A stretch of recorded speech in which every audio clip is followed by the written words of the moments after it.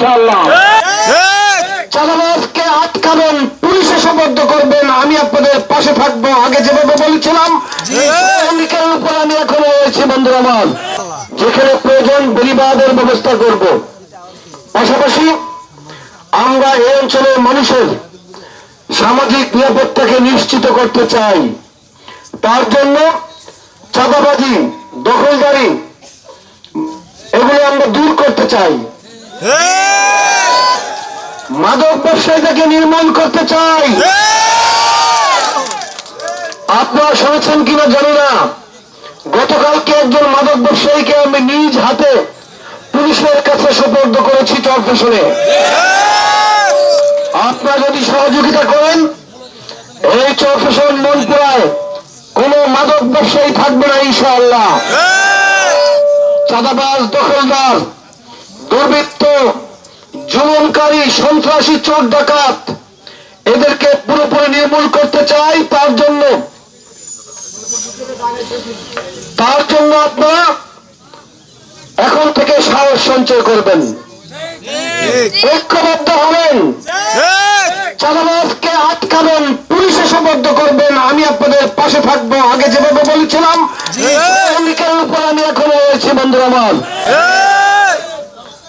আরো কিছু কথা বলেছিলাম। আমাদের দল বিএনপি এবং আমাদের বিএনপির চেয়ারম্যান, আজকের প্রধানমন্ত্রী নির্বাচনের আগে যে ইশতেহার ঘোষণা করেছেন, সেখানে কিন্তু প্রতিটি শ্রেণী পেশার মানুষের জন্য বিভিন্ন রকমের কর্মসূচি তিনি গ্রহণ করেছিলেন, সেগুলো ঘোষণা করেছিলেন, সেগুলো বাস্তবায়নের অপেক্ষায় রয়েছে। ইতিমধ্যে আপনারা শুনলে খুশি হবেন, বাংলাদেশের মাত্র 8টি উপজেলায় ফ্যামিলি কার্ড চালু করা হয়েছে আজকে থেকে। তার মধ্যে চরফ্যাশনের একটি 8টির মধ্যে 90,000-এর মতন ফ্যামিলি কার্ড দেওয়া হবে গোটা বাংলাদেশে।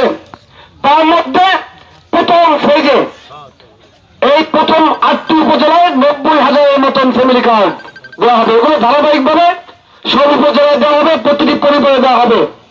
কিন্তু 90,000-এর মধ্যে 19,800 ফ্যামিলি কার্ড চরফ্যাশনে দেওয়া হবে ইনশাআল্লাহ। এটা গতকালকে সিদ্ধান্ত হয়েছে, আজকে থেকে বাস্তবায়নের জন্য কাজ চলছে। বন্ধুরা আমার, এইভাবে ধারাবাহিকভাবে কৃষক কার্ড দেওয়া হবে, স্বাস্থ্য কার্ড দেওয়া হবে, খতিব, ইমাম, মুয়াজ্জিন ওনাদেরকে প্রতি মাসে সম্মানী দেওয়া হবে, বাৎসরিক ধর্মীয় উৎসব ভাতা দেওয়া হবে।